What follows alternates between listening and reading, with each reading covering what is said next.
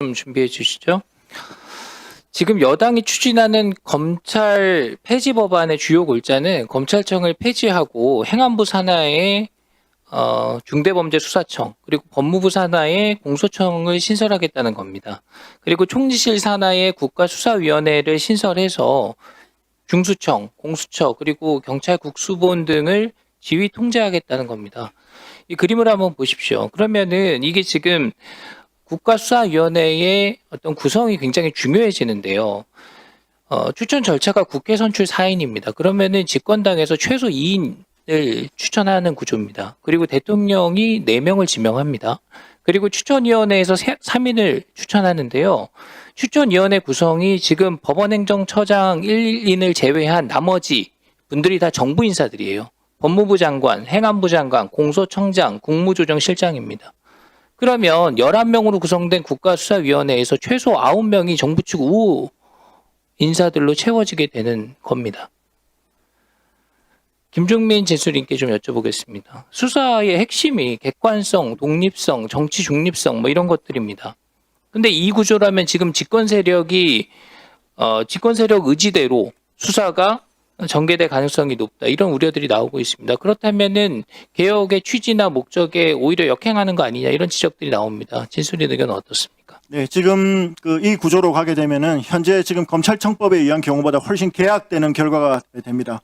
지금 현재는 대통령이 이 검사 인사권으로 인해서 간접적으로 수사에 관여할 수 있게 되지만 만약 이런 구조가 되게 되면은 국가수사위원회가 국무총리 산하 기관으로 설립됨으로써 직접적으로 인사권도 행사하고 그 다음에 직접적으로 국가수사위원회를 통해서 모든 수사기관을 다 장악할 수 있기 때문에 지금보다 훨씬 개약된 형태의 수사형 구조가 되는 것입니다. 예, 이거는 뭐 사법 시스템에 대한 깊은 이해가 있지 않아도 국민 상식 수준에서 봐도 뭔가 균형에 맞지 않는다는 생각이 드는 겁니다.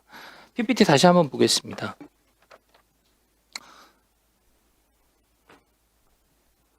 다음 장 한번 보여주시죠. 자, 이게 지금 국가수사위원회가 11명으로 구성되는데 그 11명을 떠받드는 실무진들이 필요하잖아요. 그럼 사무처를 신설하도록 되어 있습니다. 근데 지금 사무처에서 사무처장, 또 고위공무원단, 그리고 5급 이상 공무원들 모두 대통령이 직접 임명하는 구조입니다.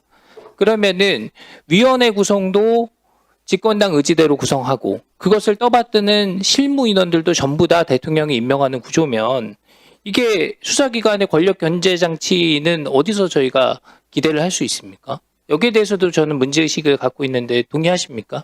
네, 물론입니다. 지금 이런 구조가 되게 되면 경찰의 수사에 대해서 통제할 수 있는 장치는 완전히 사라지게 됩니다. 지금 일부에서는 그래도 법원에 의한 사법 통제가 가능하지 않냐라고 얘기하지만 수사의 통제라는 것은 구속영장이나 체포영장 또는 압수수색 영장이라는 강제수사 단계만 있는 것이 아닙니다. 수사 대상의 선정, 수사의 진행, 그 다음에 수사의 결론에 이르기까지 수사의 전 과정이 사법의 통제하에 있어야 되는데 그런 사법 통제 장치는 사라지게 되고 국가수사위원회라는 집권 정치 권력이 직접 개입하는 수사 구조가 됨으로써 매우 수사가 정치적으로 편향되고 공정성과 객관성을 훼손할 우려가 큽니다. 예, 좋습니다. 하나만 더 짚겠습니다. 다음 장 한번 보여주세요. 예, 이게 지금 법안의 내용 중에서요. 이게 지금 국수위가 지금 수사와 관련해서 미진한 것이 있다는 이유로 수사관을 감찰하고 징계하고 재수사도 명령할 수 있습니다. 그러면은 예를 들어서 여권 인사를 수사한 수사관에 대해서 보복성 인사조치 이런 것들을 할 가능성도 생각해 볼 수 있는 겁니다. 반대로 정권에 반하는 기업이나 뭐 특정 정부 비판 인사들에 대한 수사는 더 강력하게 할 수도 있는 것이죠. 그런 걱정을 하는 겁니다. 시간이 얼마 없으니까요. 우리 김예원 진술인께 간단히 하나 여쭤볼게요. 아까 그런 말씀하셨어요. 여론 관심이 높은 사안은 경찰, 공수처, 중수청 이런 세 개 기관들이 경쟁적으로 나서서 과잉 수사로 번질 우려가 있고 또 여론 관심이 떨어지는 사건에 대해서는 아무도 수사하려 하지 않으니까 공백이 발생할 수 있다. 그러면 이거는 강자한테 유리하고 사회적 약자한테는 불리한 구조다. 제가 이런 취지로 이해를 했는데 맞는지 또 보충할 의견이 있으면 좀 말씀해 주십시오. 네, 질문해 주셔서 감사합니다.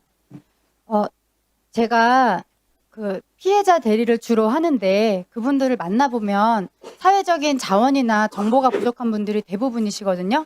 근데 여기 계신 우리 위원님들은 대체로 뭐 법대를 나오셨거나 법조인이시거나 해서 이런 거에 큰 벽을 못 느끼셨을 텐데 실제로 평범한 분들은 경찰이 검찰과 어떻게 다른지, 검사와 판사는 어떻게 다른 건지 이런 거를 잘 모르시지만 현장에서 하루하루 생업 현장에 살아가고 계십니다. 저는 형사사법 체계는 그런 분들의 억울함을 풀어주는 체계여야 된다고 생각합니다. 왜냐하면 우리나라는 국가소추주의예요. 그러니까 영국처럼 사인이 소추할 수 있는 형사소송을 제기할 수 있는 구조가 없고 국가가 온전히 범죄자를 처벌하는 그 업무를 독점하고 있습니다. 그러면 이게 어떻게 수사권이라는 게 결국 자원 분배의 문제인데 이거를 큰 권력을 탄생시켰다고 해서 저절로 수사 통제가 된다는 생각은 허상입니다. 검찰 제도가 탄생한 이유는 결국 그 수사에 대한 통제거든요. 그래서 그 통제를 균질한 수준으로 전국 단위로 어디서 수사가 1차 수사가 진행되었건 간에 제대로 이루어지는 것은 국민의 기본권과 직결된다. 그런 말씀을 드리는 겁니다. 다음 질의하실 의원님 계십니까?